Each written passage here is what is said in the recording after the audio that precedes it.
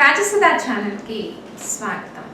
మన రాజసుధా ఛానల్ ద్వారా అనేక సమస్యలకి చక్కటి పరిష్కార మార్గాలు, సక్సెస్ టిప్స్ ఎన్నో మనం తెలుసుకుంటాం. ఈరోజు తెలుసుకోబోయే ధర్మపరమైన సందేహం, చాలామంది ఇది అడుగుతున్నారు. తులసి కోటలో శివలింగాన్ని ఉంచి పూజించవచ్చా? చాలా మందిలో ఈ సందేహం ఉంది. అయితే ఇంట్లో చాలా వరకు అగ్రవర్ణాల వాళ్ళందరూ కూడా శివారాధన అంటే శివాభిషేకం, అభిషేక ప్రియుడు శివుడు కాబట్టి పార్థివ లింగాన్ని కానీ, పాదరస లింగాన్ని కానీ, స్ఫటిక శివలింగాన్ని కానీ ఇంట్లో ప్రతిరోజు అభిషేకం చేసుకుని పూజిస్తూ ఉంటారు. అయితే కొంతమందిలో ఒక సందేహం కలుగుతూ ఉంటుంది. శివలింగానికి ప్రతిరోజు అభిషేకం చేయలేకపోతున్నాం, ఒకరోజు వీలు పడుతోంది, ఒకరోజు వీలు పడట్లేదు.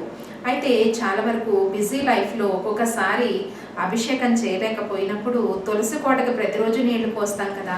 స్త్రీలందరూ కూడా ఉదయాన్నే స్నానం చేసిన తర్వాత తులసి కోటకి ఉదయం సాయంత్రం విధిగా నీళ్లు పోస్తూ ఉంటారు. మరి ఈ శివలింగాన్ని తులసి కోటలో ఉంచడం వల్ల మరి ఒకేసారి శివుడికి అభిషేకము, తులసి అమ్మవారికి నీళ్లు పోయడం ఒకేసారి జరిగిపోతాయి కదా అని ఈ రకంగా శివలింగాన్ని తులసి కోటలో ఉంచుతూ ఉంటారు. ఇది ఎంతవరకు వాస్తవమో తెలుసుకుందాం. మరి శివలింగాన్ని తులసి కోటలో ఉంచవచ్చు.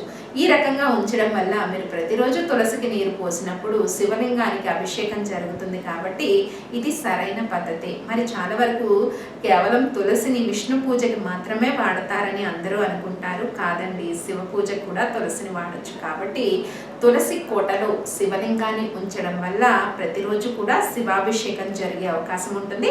చక్కటి అదృష్టాన్ని కూడా మీరు పొందే అవకాశం ఉంటుంది. ఎవరైనా కూడా ఈ రకంగా ఉంచవచ్చు. మరిన్ని పరిష్కార మార్గాల కోసం సబ్స్క్రైబ్ చేయండి రాజసుధా ఛానల్. ఈ వీడియో మీకు నచ్చినట్టయితే లైక్ చేయండి, షేర్ చేయండి, కానీ సబ్స్క్రైబ్ చేయడం మాత్రం మర్చిపోవద్దు. వీక్షించండి రాజసుధా ఛానల్.